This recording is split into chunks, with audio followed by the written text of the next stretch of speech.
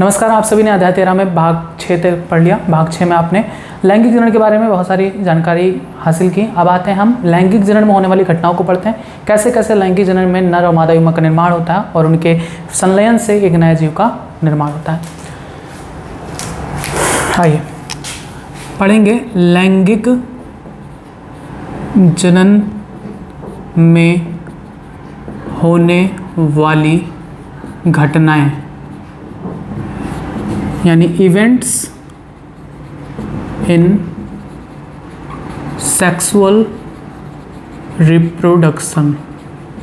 Events in sexual reproduction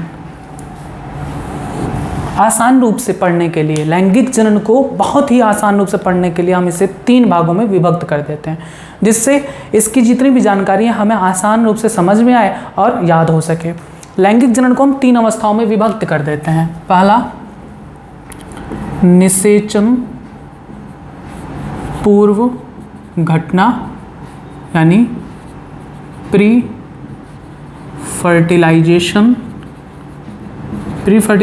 event. B, निषेचन यानी fertilisation.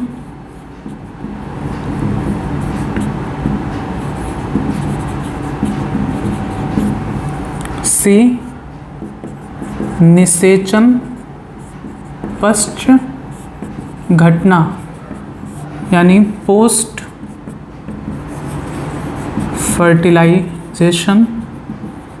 Fertilization event. Clear? लैंगिक जनन को आसान रूप से पढ़ने के लिए हम इसे 3 भागों में विभक्त कर देते हैं। याद करिए, लैंगिक जनन में होने वाली घटनाएं कौन कौन सी है? 3 घटनाएं। निषेचन पूर्व घटना, निषेचन पश्च घटना। याद हो गया? लैंगिक जनन में कितनी घटनाएं होती हैं? 3। निषेचन पूर्व घटना यानी इवेंट्स इन या प्री फर्टिलाइजेशन इवेंट, दूसरा निषेचन यानी फर्टिलाइजेशन, और दूसरा पोस्ट फर्टिलाइजेशन यानी पश्च निषेचन घटना। निषेचन पूर्व घटना में क्या होता है? निषेचन पूर्व घटना में 2 चीज़ें। एक तो होता है युग्मक जनन यानी युग्मकों का निर्माण। नर में नर युग्मक और मादा में मादा युग्मक। तो युग्मकों का निर्माण किस में आता है? निषेचन पूर्व घटना में। दूसरा, युग्मक स्थानांतरण।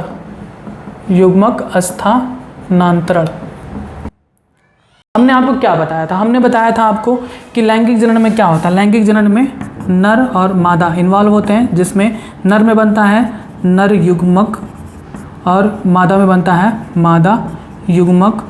इन युग्मकों का स्थानांतरण होता है। स्थानांतरण का मतलब ये दोनों एक दूसरे के पास जाएंगे ना, इसी को कहते हैं स्थानांतरण, ट्रांसफर होना। चाहे नर युग्मक मादा युग्मक के पास जाए या मादा युग्मक नर युग्मक के पास जाए, तो इसे कहते हैं स्थानांतरण। तो स्थानांतरण होगा, उसके बाद क्या होगा? निषेचन होगा। निषेचन में नर युग्मक मादा युग्मक से फ्यूज करेगा, क्या बनाएगा? युग्मनज बनाएगा।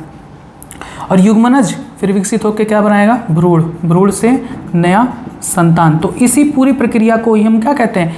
लैंगिक जनन कहते हैं। इसी पूर्ण प्रक्रिया को हम लैंगिक जनन कहते हैं।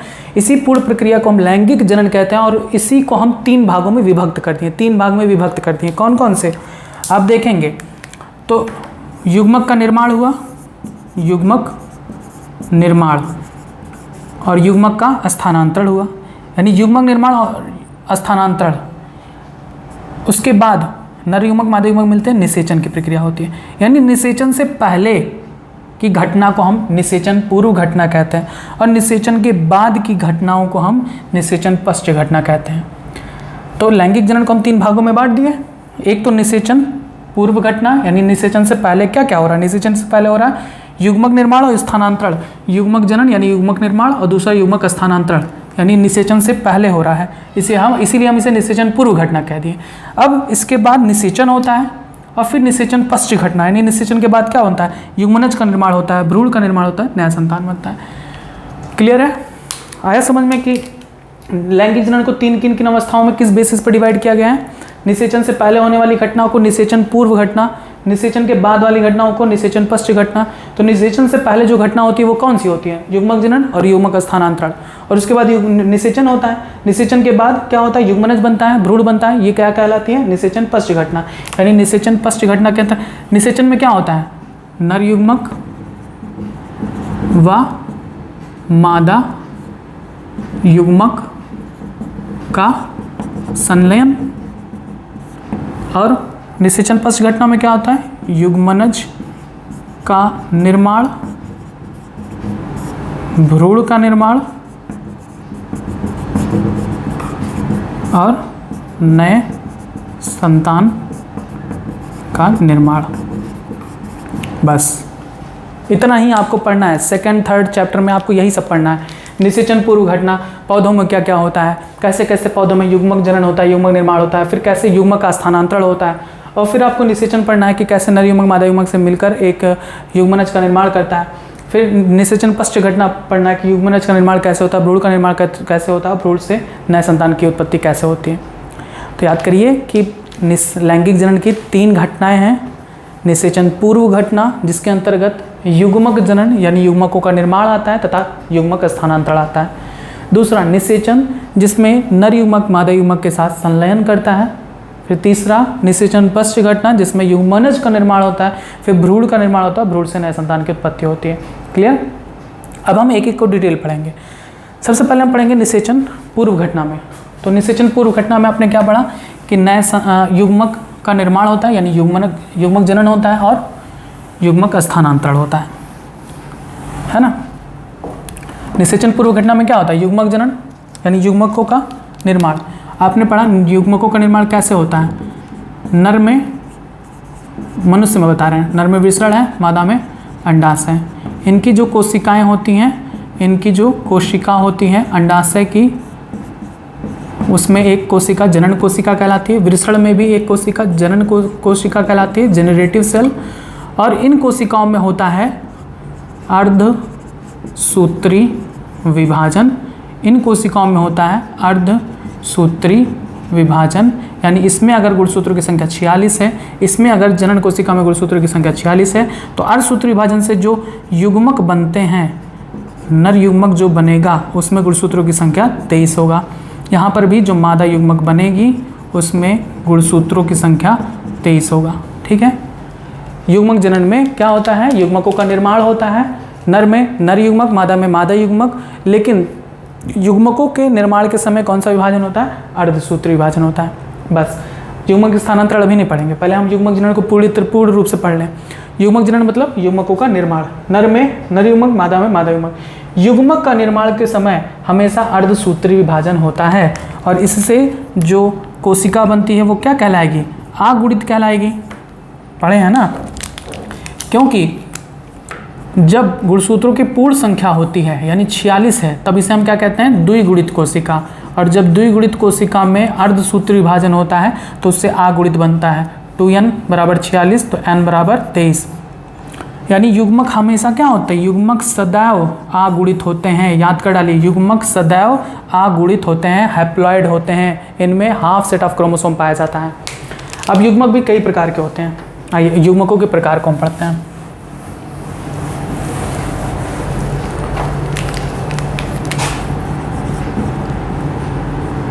युग्मकों के प्रकार, टाइप्स ऑफ गैमीट। युग्मक 3 प्रकार के होते हैं। एक होता है समयुग्मक, समयुग्मक यानी आइसोगैमीट, या इसे हम होमोगैमीट भी कहते हैं, होमोगैमीट। दूसरा होता है असमयुग्मक, असमयुग्मक यानी इसे हम एनआइसोगैमीट कहते हैं। और तीसरा होता है अंड युग्मक, यानी इसे हम ऊगैमस कहते हैं। समयुग्मक में क्या होता है? नर व मादा युग्मक वाह्य आकृति व परिमाण में समान होते हैं। वाह्य आकृति व परिमाण मतलब साइज, आकार, परिमाण में समान होते हैं। इन्हें देखकर हम बता नहीं सकते कि कौन सा नर युग्मक है कौन सा मादा युग्मक। यानी इनकी आप अगर युग्मक की संरचना को देखें, इनके युग्मक की संरचना को अगर आप देखें तो एकदम नर युग्मक एकदम मादा युग्मक के समान, इनमें कोई भी अंतर आप बता नहीं पाएंगे। तो ऐसे युग्मकों को हम क्या कहते हैं? समयुग्मक। इनमें भी फ्लैजिला, इनमें भी फ्लैजिला। तो बताइए क्या देख के बता सकते हैं कि कौन सा नर है कौन सा मादा युग्मक है? नहीं बता सकते ना। ऐसे युग्मक जिनका वाय आकृति देखने में एकदम समान हो, दूसरा परिमाण यानी साइज एक ही आकार के हो, ऐसे युग्मकों को हम समयुग्मक यानी आइसोगैमिट या होमोगैमिट कहते हैं। याद हुआ? ऐसे युग्मक जिनका आकार और परिमाण दोनों समान हो, ऐसे युग्मकों को हम समयुग्मक कहते हैं। यानी इन्हें हम देखकर बता नहीं पाएंगे कि कौन सा नर है कौन सा मादा है। ऐसे युग्मकों का निर्माण किन में होता है? तो एग्जाम्पल सवालों में क्लैमाइडोमोनास, यूलोथ्रिक्स,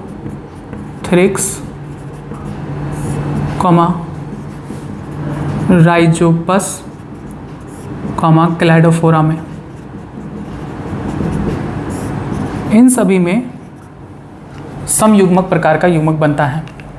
ठीक, याद करिए समयुग्मक क्या होता है? ऐसे युग्मक जो आकार और परिमाण दोनों में समान होते हैं, इन्हें देखकर हम बता नहीं सकते कि कौन सा नर युग्मक है कौन सा मादा युग्मक। ऐसे युग्मकों को हम समयुग्मक कहते हैं। ऐसे युग्मक का निर्माण होता है क्लैमाइडोमोनास में, यूलोथ्रिक्स में, राइजोपस में, क्लाइडोफोरा आदि में। अब आता है असमयुग्मक यानी एनाइसोगैमिट, यानी ऐसा युग्मक, इन युग्मकों का आकार तो भिन्न होता है लेकिन वह आकृति समान होती है। जब नर व मादा युग्मक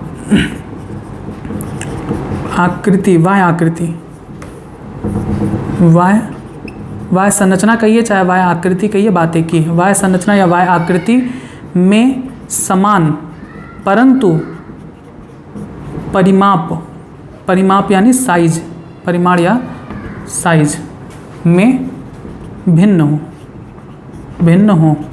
इनमें एक अगर आप देखेंगे, एक युग्मक काफ़ी बड़ा है, ठीक है, एक युग्मक अगर आप देखें तो एक युग्मक काफ़ी बड़ा है और एक युग्मक बहुत छोटा है, लेकिन देखने में दोनों एक दूसरे के समान दिखेंगे, लेकिन अंतर क्या है कि एक बड़ा है और एक छोटा है। ऐसे युग्मकों को हम असमयुग्मक यानी एनाइसोगैमिट कहते हैं।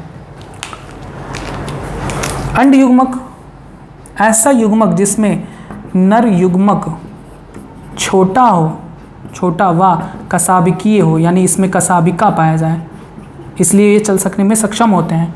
और मादा युग्मक बड़ा हो व अकसाबिकीय, यानी इसमें कसाबिका ना पाया जाए। देखें तो मनुष्य में जो मादा युग्मक है, मनुष्य में मादा युग्मक आकार में काफ़ी बड़ा होता है, और वहीं अगर आप नर युग्मक को देखें तो नर युग्मक आकार में बहुत छोटा होता है और इसमें फ्लैजिला पाई जाती है। क्लियर? बस यह है नर युग्मक और ये है मादा युग्मक। समझ में आया? अब इनमें भी याद रखेंगे, यहाँ पर हम होमोगैमिट कहे हैं यानी समयुग्मक। तो समयुग्मक कौन कौन से होते हैं? ऐसे युग्मक जो आकृति और परिमाण दोनों में समान होते हैं। यहाँ पर एक शब्द पूछा जाता है विषम युग्मक क्या होते हैं? तो विषम युग्मक यानी जो एक दूसरे से भिन्न हो, विषम युग्मक यानी हेट्रोगैमिट। तो अगर आप देखें तो हेट्रोगैमिट कौन है? ये भी हेट्रोगैमिट है और ये भी हेट्रोगैमिट है, यानी इनमें भी दोनों भिन्न हैं और इनमें भी दोनों भिन्न हैं। यानी असमयुग्मक और अंड युग्मक दोनों ही क्या होते हैं? विषम युग्मक होते हैं। क्लियर? अब इतना आप लिख लेंगे पहले, फिर हम आगे आपको बताते हैं। हेडिंग डालेंगे लैंगिक जनन में होने वाली घटनाएं, और इसमें आप लिखेंगे इवेंट्स इन सेक्सुअल रिप्रोडक्शन। लैंगिक जनन में घटित होने वाली घटनाएं क्रमबद्ध होती हैं, पहले निषेचन पूर्व घटना होगा, फिर निषेचन पश्च घटना। तो लिखेंगे कि लैंगिक जनन में होने वाली घटनाएं क्रमबद्ध होती हैं जिन्हें 3 अवस्थाओं में बांटा जा सकता है। डैश के पहला लिखेंगे निषेचन पूर्व घटना यानी प्री फर्टिलाइजेशन इवेंट, दूसरा लिखेंगे निषेचन और तीसरा लिखेंगे निषेचन पश्च घटना यानी post reproductive event, post fertilisation event या इवेंट, पोस्ट फर्टिलाइजेशन इवेंट। अब आप इसमें पहला हेडिंग डालेंगे निषेचन पूर्व घटना, प्री फर्टिलाइजेशन इवेंट, और इसमें लिखेंगे निषेचन की घटना में नर व मादा युग्मकों का संलयन होता है, अर्थात निषेचन से पहले युग्मकों का निर्माण और युग्मकों का स्थानांतरण होता है। अतः निषेचन पूर्व घटना में युग्मक जनन और युग्मक स्थानांतरण की प्रक्रिया होती है। अब आप इसमें हेडिंग डालेंगे पहला युग्मक जनन यानी गैमीटोजेनेसिस।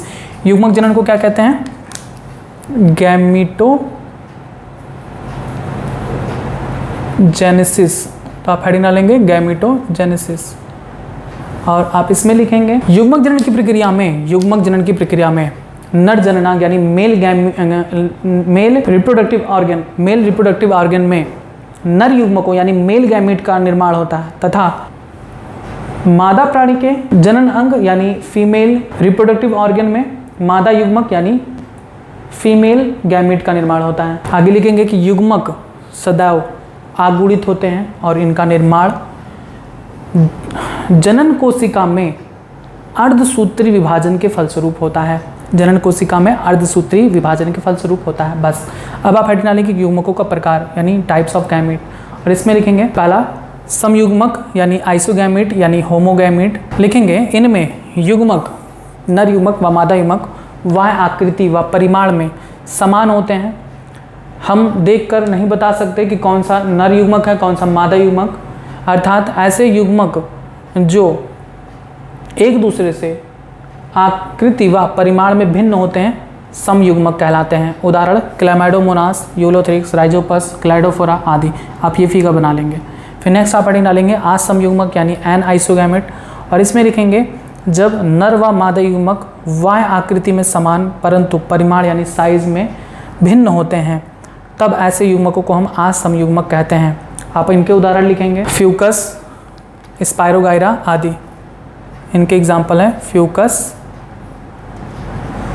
स्पायरोगायरा। ठीक है, आप ये फिगर बना लेंगे। फिर तीसरा आप हेडिंग डालेंगे अंडी युग्मक यानी ऊगैमस। लिखेंगे इस प्रकार के युग्मक में नर युग्मक छोटा व कसाभिकी यानी फ्लैजिलेटेड होता है तथा चल सकने में सक्षम होता है, जबकि मादा युग्मक बड़ा तथा आकसाभिकी होता है जो आचल होता है। जैसे कारा में कारा,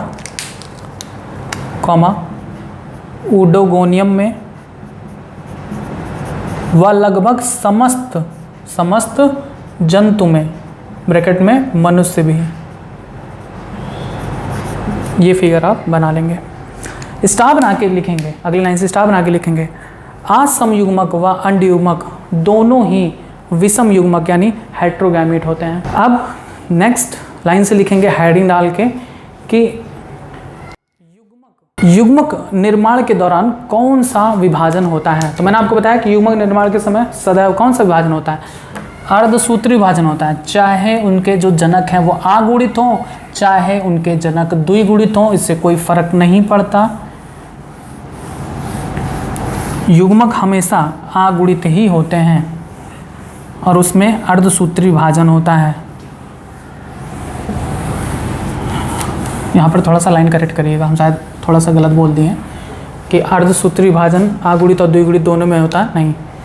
बस पहले ये याद रखेंगे कि युग्मक सदैव आगुणित होते हैं, चाहे उनके जनक आगुणित हो चाहे द्विगुणित हो। अब इनमें कौन कौन सा विभाजन होता है दोनों देखेंगे। अर्धसूत्री और समसूत्री दोनों होता है। आइए देखते हैं कहाँ पर समसूत्री होता है कहाँ पर अर्धसूत्री। युग्मक निर्माण के दौरान कोशिका विभाजन, ये टॉपिक बहुत इम्पॉर्टेंट है, आपको बहुत दिमाग लगा के इसको समझना होगा, कुछ चीज़ें याद करनी होगी कि युग्मक निर्माण के दौरान कौन सा कोशिका विभाजन होता है, समसूत्री होता है या अर्धसूत्री होता है। आपको पता है कि समसूत्री जब विभाजन होता है तो उससे गुणसूत्रों की संख्या में कोई परिवर्तन नहीं होती, गुणसूत्रों की संख्या में कोई परिवर्तन नहीं, है ना। और अर्धसूत्री विभाजन में गुणसूत्र आधे हो जाते हैं, गुणसूत्र आधे हो जाते हैं। हमें ये जानना है कि युग्मक निर्माण के समय कौन कौन सा कोशिका विभाजन होता है जीवों में। तो पहले तो ये बात आपको याद रखना होगा कि युग्मक यानी गैमीट हमेशा क्या होते हैं, सदैव सदैव आगुणित, सदैव आगुणित होते हैं, यानी हैप्लॉइड होते हैं, हमेशा आगुणित यानी हैप्लॉइड होते हैं। ठीक, चाहे इनके जो जनक हैं जिनसे ये उत्पन्न होना है, चाहे इनके जनक आगुणित हों, चाहे इनके जनक आगुणित हों या द्विगुणित। अब इसको समझिएगा कि चाहे उनके जनक आगुणित हों या द्विगुणित का मतलब क्या है। मतलब कि इनके जनक अगर द्विगुणित हैं, मतलब कि अगर इनके जनक द्विगुणित हैं, जैसे मनुष्य मान लेते हैं, मनुष्य में मनुष्य क्या है, द्विगुणित हैं। इनमें जब भी युग्मक का निर्माण होगा तो हमेशा ये क्या होंगे, युग्मक आगुणित ही होंगे। युग्मक हमेशा आगुणित होंगे, चाहे उनके जनक द्विगुणित हों या आगुणित। तो अगर द्विगुणित होते हैं तब उनमें युग्मक के निर्माण के समय कौन सा विभाजन होता है। तो बताइए कि अगर द्विगुणित हैं यानी 2n है और हमको सिर्फ n चाहिए तो कौन सा विभाजन होगा, समसूत्री या अर्धसूत्री। आपको पता है कि समसूत्री में अगर 2n है गुणसूत्रों की संख्या तो उसमें भी 2n ही होगा, और अगर अर्धसूत्री विभाजन में 2n है तो अर्धसूत्री विभाजन में n हो जाता है। तो बताइए 2n से n होना है तो कौन सा विभाजन होगा, अर्धसूत्री। यानी अगर द्विगुणित जीव हैं तो द्विगुणित जीव में युग्मक निर्माण के समय अर्धसूत्री विभाजन होता है। लेकिन अगर कोई जीव आगुणित है तब उसमें युग्मक के निर्माण के समय कौन सा विभाजन होगा, आगुणित जीव हैं, आगुणित जीव, और आगुणित जीव में युग्मक का निर्माण होना है, युग्मक का निर्माण होना है। अब आप देख रहे हैं कि युग्मक हमेशा आगुणित ही होता है, आप देख रहे हैं कि युग्मक हमेशा आगुणित ही होता है, आगुणित ही होता है, आगुणित ही होता है, युग्मक हमेशा आगुणित होता है।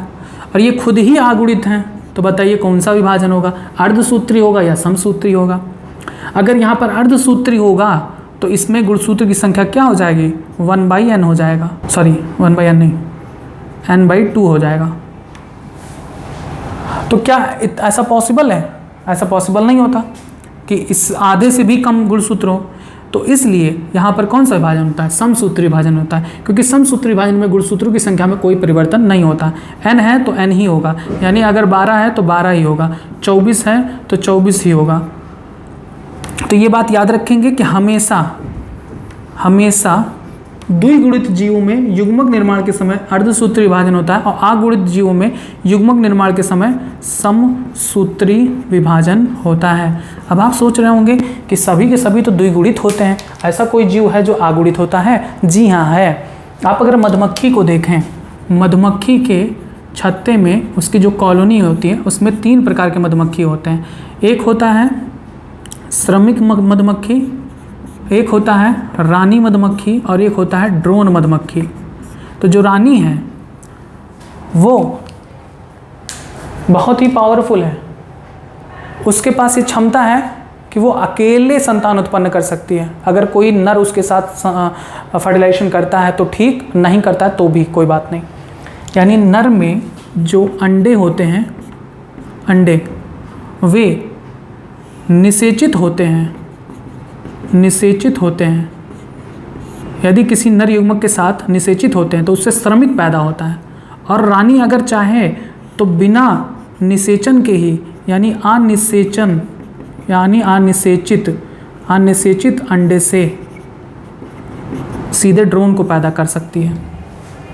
अब ध्यान से सुनिएगा, रानी में अंडा क्या है, युग्मक है। कौन सा युग्मक? मादा युग्मक है।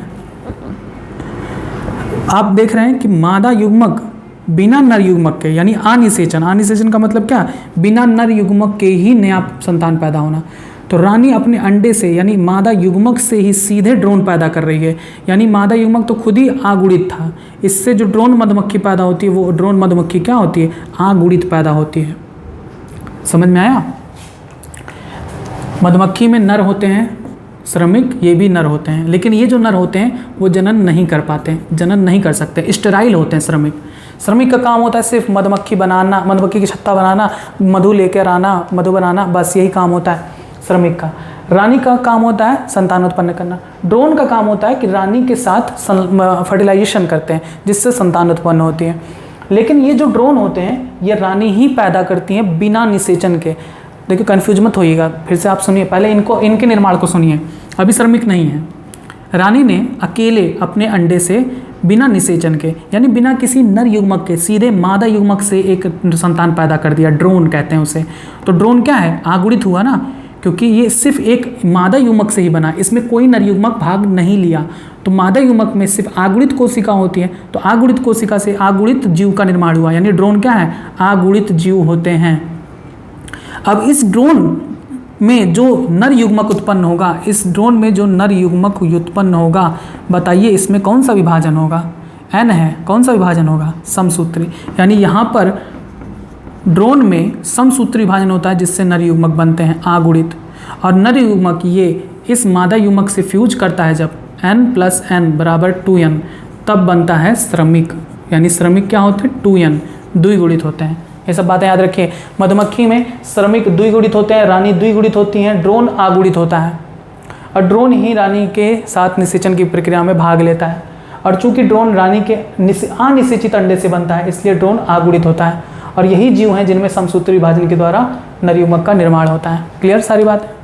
तो आप हेडिंग डाल के लिखेंगे कि युग्मक निर्माण के दौरान कौन सा कोशिका विभाजन होता है, फिर डैश करके आप लिखेंगे इसका आंसर। युग्मक सदैव आगुड़ित होते हैं चाहे उनके जनक आगुड़ित हों या द्विगुणित। युग्मक सदैव आगुड़ित होते हैं चाहे उनके जनक आगुड़ित हों या द्विगुणित। अब आगे लिखेंगे आगुड़ित जनक में युग्मक निर्माण के समय समसूत्री विभाजन होता है, तथा द्विगुणित जीव में युग्मक निर्माण के समय अर्धसूत्री विभाजन होता है। अब यहाँ पर गुणसूत्र आप देखेंगे, कोशिका को दो भागों में बांट सकते हैं। एक होता है दैहिक कोशिका जो शरीर की कोशिका होती है, और एक होता है युग्मक कोशिका जिसमें दैहिक कोशिका से आदि गुणसूत्र होती है। अब हम कॉलम बनाकर देखेंगे कि कौन कौन से जीवों में दैहिक कोशिकाओं में कितने गुणसूत्र होते हैं और उनकी युग्मक कोशिकाओं में कितने गुणसूत्र होते हैं। इतना आपने लिख लिया, मधुमक्खी के बारे में याद कर लिया आपने, जाना आपने मधुमक्खी के बारे में, सब कुछ याद कर लीजिए मधुमक्खी के बारे में, क्योंकि फिर आएगा ये। अब एक कॉलम बनाएंगे,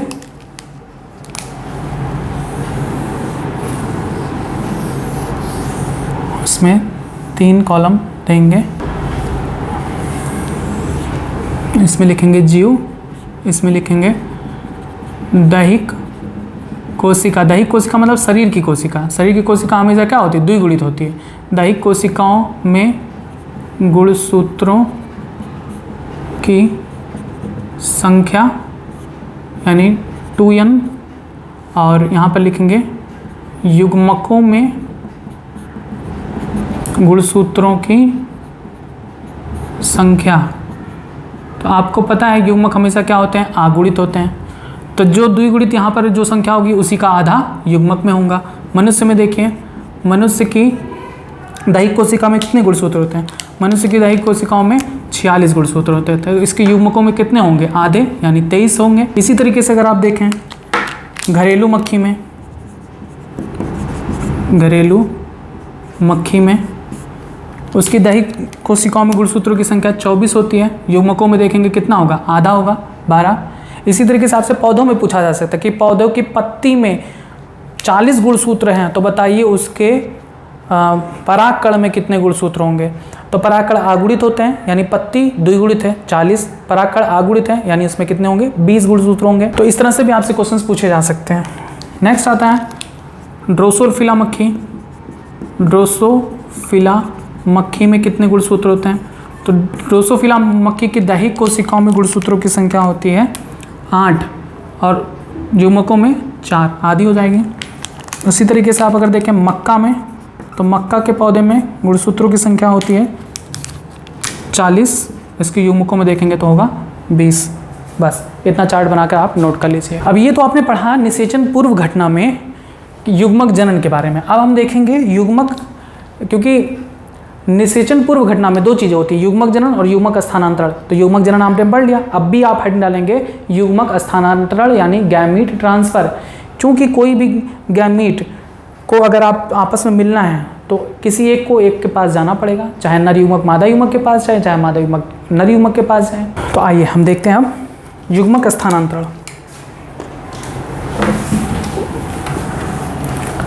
ये हो गया युग्मक जनन।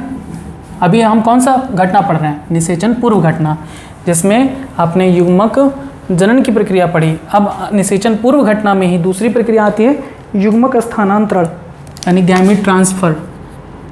युग्मक स्थानांतरण यानी गैमीट ट्रांसफर। युग्मक स्थानांतरण का मतलब अगर निषेचन में क्या होता है? निषेचन में नर युग्मक मादा युग्मक से फ्यूज करता है और इससे बनता है युग्मनज। तो ये प्रक्रिया कैसे होगी? जब नर युग्मक मादा युग्मक के पास पहुंचेंगे, इसी को कहते हैं युग्मक स्थानांतरण।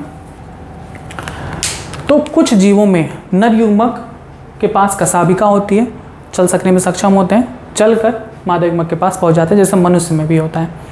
मनुष्य में कॉपुलेशन के दौरान नर युग्मक तेजी से गति करते हैं मादा युग्मक की तरफ और उससे वो दोनों फ्यूज करते हैं, संलयित होते हैं और नए संतान का निर्माण होता है। कुछ जीवों में जैसे पौधों में निम्न प्रकार के पौधे जैसे शैवाल, ब्रायोफाइटा, टेरिडोफाइटा, इन सभी में नर युग्मक और मादा युग्मक के निषेचन के लिए एक माध्यम जल की आवश्यकता होती है। यानी जल में ही नर युग्मक और मादा युग्मक आपस में मिलते हैं।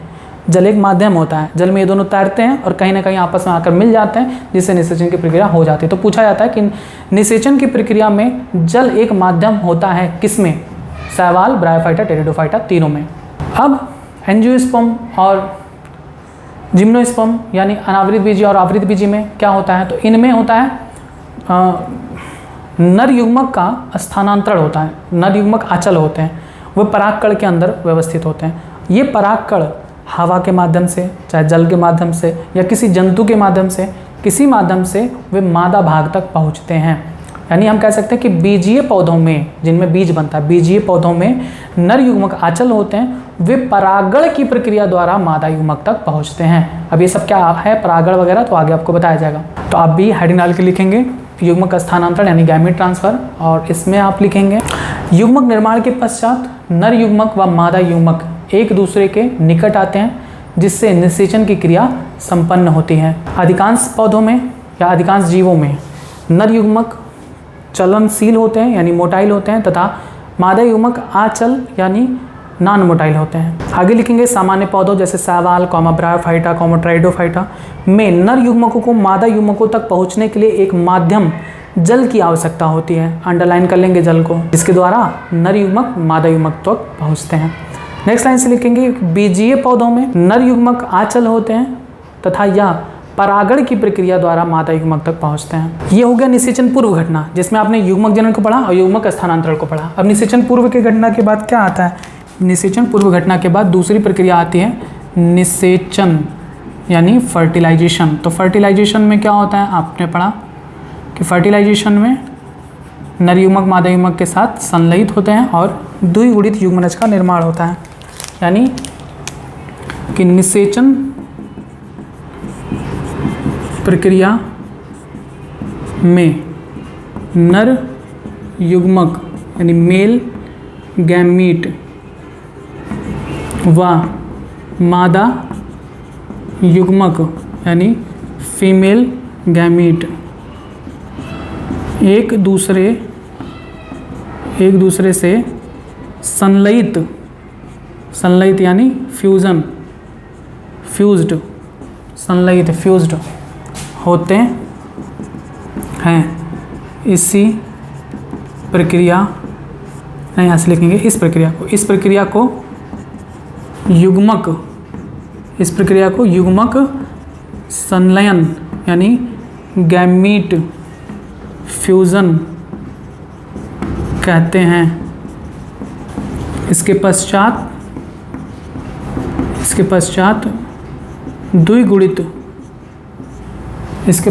द्विगुणित युग्मनज यानी डिप्लॉयड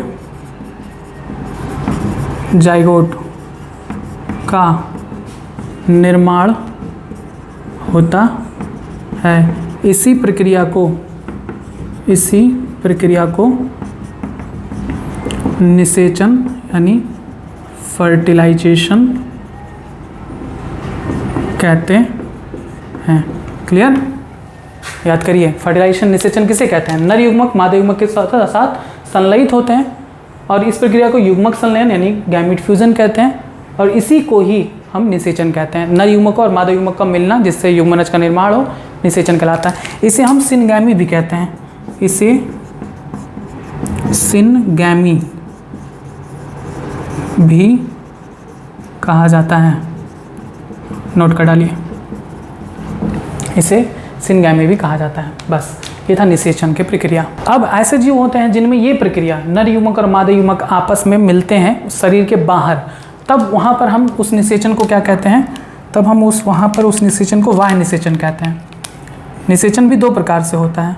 बाह्य निषेचन जब जीव शरीर के बाहर निषेचन की प्रक्रिया हो, यानी इसे हम कहते हैं एक्सटर्नल फर्टिलाइजेशन,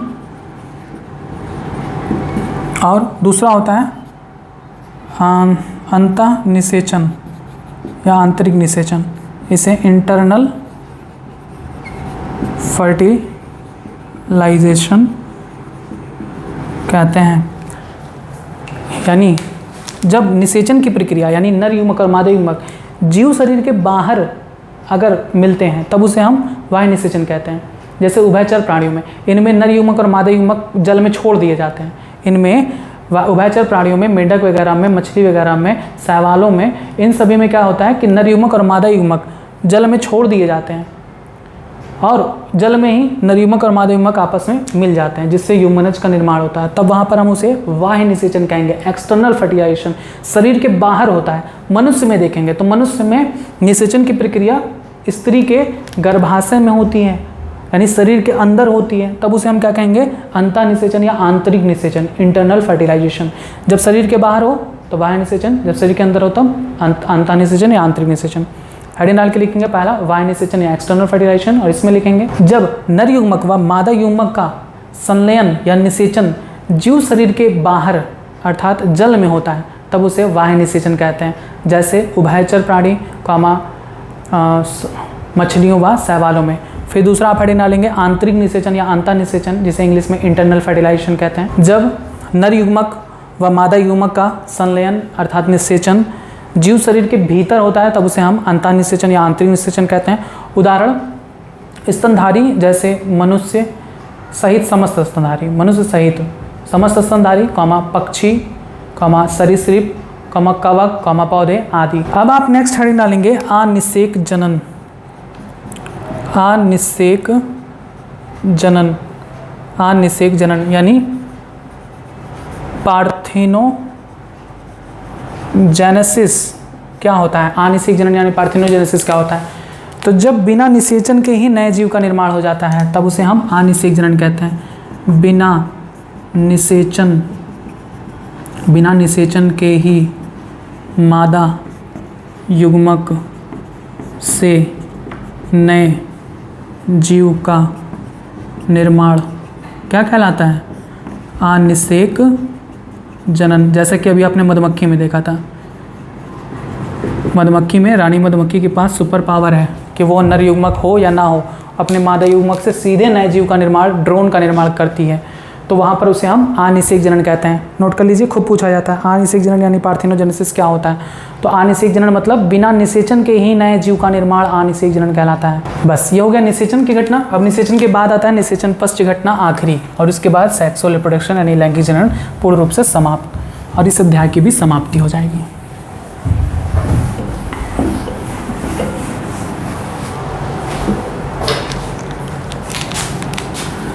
तो तीसरा आता है निषेचन पश्च घटना यानी पोस्ट फर्टिलाइजेशन इवेंट। तो आपने देखा कि निषेचन पश्च घटना, निषेचन के बाद होने वाली समस्त घटना क्या कहलाएगी? निषेचन पश्च घटना।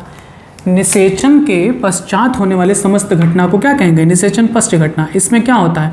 युग्मनज का निर्माण होता है, युग्मनज से भ्रूण बनता है और भ्रूण से नए संतान का निर्माण होता है। बस यही है, यही कहलाती है निषेचन पश्च घटना। यानी निषेचन के पश्चात होने वाले समस्त घटनाओं को निषेचन पश्च घटना कहते हैं। इसमें नर युग्मक और मादा युग्मक यानी निषेचन के बाद युग्मनज का निर्माण होता है, यानी युग्मनज का निर्माण शामिल है। उसके बाद युग्मनज वृद्धि करते हैं, भ्रूण बनाते हैं, भ्रूण विकसित होता है और नए संतान को जन्म देता है, नए संतान का निर्माण करता है। तो आप इसमें हेडिंग डाल के लिखेंगे निषेचन पश्च घटना में, पोस्ट फर्टिलाइजेशन इवेंट में, कि निषेचन के पश्चात होने वाली समस्त घटनाएं निषेचन पश्च घटनाएं कहलाती हैं।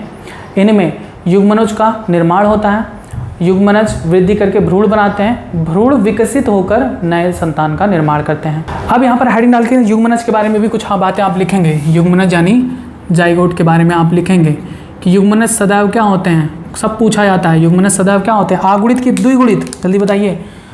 युग्मनज सदैव क्या होते हैं? हमेशा द्विगुणित होते हैं, क्योंकि इनका निर्माण आगुणित युग्मकों से होता है। तो लिखेंगे युग्मनज हेडिंग डाल के यानी जाइगोट लिखेंगे युग्मनज सदैव द्विगुणित होते हैं, क्योंकि इनका निर्माण दो आगुणित नर युग्मकों व मादा युग्मकों से होता है। फिर आगे लिखेंगे कि वाय निषेचन करने वाले प्राणियों में युग्मनज का निर्माण शरीर के बाहर तथा अंतः निषेचन करने वाले युग्मकों का अंतः निषेचन करने वाले जीवों में युग्मनज का निर्माण शरीर के अंदर होता है। अब आता है दूसरा हेडिंग डालेंगे भ्रूणोद्भवन। भ्रूणोद्भवन यानी एम्ब्रियोजेनेसिस, एम्ब्रियोजेनेसिस यानी भ्रूण का निर्माण। तो भ्रूण का निर्माण किससे होता है? युग्मनज से। अब इस युग्मनज में होता क्या है? युग्मनज 2 यानी द्विगुणित कोशिका होती है, इसमें आप समसूत्री विभाजन होता है और कोशिका विभेदन होता है। यानी इसमें युग्मनज में क्या होगा? कोशिका विभाजन होगा और विभेदन होता है। विभेदन मतलब डिफरेंशिएशन, कोशिकाएं अलग अलग कार्यों के रूप में विभक्त हो जाती हैं। कोशिका विभाजित होगी, एक कोशिका दो कोशिका में विभक्त होगी, 2 से फिर 4, 4 से फिर 8, 8 से फिर 16, 16 से 32, 32 से 64, 64 से 128, 128 से 256, 256 से 512, 512 से 1024। इस बार मिस्टेक नहीं किए हैं, इस बार आपने नोटिस कर लिया था।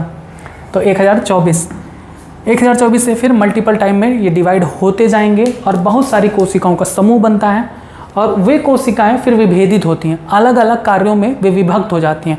कुछ का कार्य है शरीर का निर्माण करना, कुछ का कार्य है रक्त का बनाना, कुछ का कार्य है हड्डियों का बनाना, कुछ का कार्य है अंगों का निर्माण करना। तो कोशिकाएं विभाजित होती हैं और अलग अलग कार्यों में विभेदित होकर नए जीव का निर्माण करती हैं। तो आप इसमें हेडिंग डाल के लिखेंगे भ्रूणोद्भवन यानी एम्ब्रियोजेनेसिस में, कि युग्मनज से भ्रूण का निर्माण भ्रूणोद्भवन यानी एम्ब्रियोजेनेसिस कहलाता है। इस क्रिया में एक कोशिकीय द्विगुणित युग्मनज में सूत्री विभाजन तथा कोशिका विभेदन की प्रक्रियाएं होती हैं। आगे लिखेंगे विभाजन द्वारा कोशिकाओं की संख्या में वृद्धि होती है तथा कोशिका विभेदन द्वारा कोशिकाओं में आवश्यक विभेदीकरण, या ऐसे लिखेंगे कि कोशिकाओं में आवश्यक रूपांतरण से विशेषीकृत ऊतकों, अंगों व अंग तंत्रों का निर्माण होता है, जिसके परिणाम स्वरूप एक नए जीव का निर्माण होता है। बस ये हो गया पूरी समस्त रूप से लैंगिक जनन की समस्त घटनाएं। अब 2 पॉइंट कुछ एक्स्ट्रा है, उसको भी आप याद कर लें, बहुत इंपॉर्टेंट है ये भी, कि कौन से प्राणी अंड प्रजक कहलाते हैं, कौन से प्राणी सजीव प्रजक कहलाते हैं। अंड प्रजक यानी ओवीपैरस और सजीव प्रजक यानी विविपैरस। तो 2 मिनट का है, वो भी आप नोट कर लीजिए, याद कर लीजिए। अंड प्रजक प्राणी क्या होते हैं? अंड प्रजक प्राणी यानी ओवीपैरस एनिमल्स क्या होते हैं? ऐसे प्राणी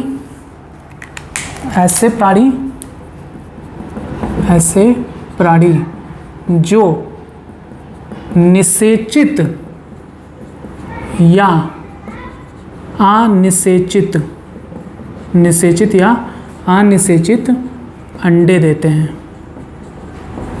यानी जो अंडे देने वाले प्राणी हैं वो सभी के सभी अंडप्रजक कहलाएंगे। सीधे सीधे याद करेंगे, अंडप्रजक यानी ओविपेरस का मतलब वे जो अंडे देते हैं, जैसे पक्षी अंडा देता है, सांप अंडे देते हैं, तो ये सब क्या कहलाएंगे? अंडप्रजक प्राणी। और दूसरा आता है सजीव प्रजक प्राणी। पहले आप डायरेक्ट ऐसे याद करेंगे कि जो अंडे देते हैं उन्हें अंडप्रजक प्राणी, और जो बच्चे पैदा करते हैं सीधे अंडा नहीं देते हैं। मनुष्य अंडा देता है क्या? नहीं ना, तो मनुष्य संतान पैदा करता है, सीधे बच्चे को जन्म देता है, तो वो विविपैरस कहलाता है। विविपैरस एनिमल, वे जो बच्चे पैदा करते हैं, वे जो बच्चे पैदा करते हैं। यहाँ पर भी देखेंगे तो जो प्राणी अंडे देते हैं उन अंडों में कुछ समय पश्चात उस अंडे से क्या निकलता है? नया जीव पैदा होता है। वो उस अंडे से जीव निकलने तक का जो समय होता है उसे हम निवेशन अवधि कहते हैं, इंक्यूबेशन पीरियड। और उस समय वो परिपक्व होता रहता है उस अंडे में, और जब फिर अंडा जब परिपक्व हो जाता है तो उससे नया जीव पैदा होता है। याद रखेंगे कि अंडे का जो बाहरी खोल होता है वो कैल्शियम युक्त होता है, कैल्शियम युक्त होता है, यानी उसमें कैल्शियम पाया जाता है, कैल्शियम कार्बोनेट। ठीक है, तो ये याद रखने वाली बात है। दूसरा एक इम्पॉर्टेंट पॉइंट ये भी कि मधुमक्खी एक अकेला ऐसा जीव है, मधुमक्खी, जो निषेचित व अनिषेचित दोनों अंडे देता है। निषेचित व अनिषेचित दोनों प्रकार का अंडा देता है, दोनों प्रकार का अंडा देता है। अब इसका मतलब आपको पता है अभी कि मादा रानी मधुमक्खी क्या करती है? निषेचित अंडे देती है, जिससे किसका निर्माण होता है? श्रमिक का। और अनिषेचित अंडे देती है, जिससे किसका निर्माण होता है? ड्रोन का। क्लियर? बस, तो आपने जाना कि अंडप्रजक प्राणी क्या होते हैं? वे जो अंडे का निर्माण करते हैं। अंडे का बाहरी खोल कैल्शियम का बना होता है, और कुछ समय पश्चात उस अंडे से, निवेशन अवधि के पश्चात अंडे से नए जीव का निर्माण होता है। मधुमक्खी ऐसा प्राणी है जो निषेचित और अनिषेचित दोनों अंडे देता है। निषेचित अंडे से मधुमक्खी में, रानी मधुमक्खी के निषेचित अंडे से श्रमिक मधुमक्खी या रानी मधुमक्खी का निर्माण होता है, और अनिषेचित अंडे से ड्रोन का निर्माण होता है। और सजीव प्रजक प्राणी यानी विविपैरस एनिमल्स, वे जो बच्चे पैदा करते हैं, जैसे मनुष्य, कुत्ता, बिल्ली, भेड़, सब। ठीक है, तो आप हेडिंग के लिखेंगे अंडप्रजक यानी ओविपैरस एनिमल्स, और आप इसमें लिखेंगे वे प्राणी जो निषेचित व अनिषेचित अंडे देते हैं, अंडप्रजक प्राणी कहलाते हैं। आगे लिखेंगे सरीसृप तथा पक्षी के अंडे कठोर कैल्शियम युक्त खोल से ढके होते हैं। एक निश्चित निवेशन अवधि यानी इंक्यूबेशन पीरियड के बाद इन अंडों के स्फुटन से नए शिशु का निर्माण होता है। फिर आगे लिखेंगे मधुमक्खी एक ऐसा जीव है जो निषेचित व अनिषेचित दोनों प्रकार का अंडा देता है। फिर नेक्स्ट आप हेडिंग डालेंगे सजीव प्रजक प्राणी यानी विविपैरस एनिमल्स, और इसमें लिखेंगे वे प्राणी जिनमें निषेचित अंडे का विकास मादा शरीर के भीतर होता है और एक निश्चित अवधि के पश्चात प्रसव यानी पार्चुरेशन, मतलब जो संतान पैदा होता है मनुष्य में या किसी में भी, तो जब मादा के गर्भाशय से संतान निकलता है तो उसी को कहते हैं प्रसव पीड़ा या प्रसव पीड़ा उत्पन्न होती है, जिससे प्रसव यानी पार्चुरेशन होता है, यानी शिशु का जन्म होता है। तो लिखेंगे एक निश्चित अवधि के पश्चात प्रसव द्वारा नए शिशु का जन्म होता है, जैसे स्तनधारियों में। बस ये हो गया समस्त अध्याय 1 जीवों में जनन के बारे में समस्त जानकारी। अब ये अध्याय पूरी तरीके से समाप्त हो चुका है। आप इससे रिलेटेड सारे क्वेश्चंस लगाइएगा।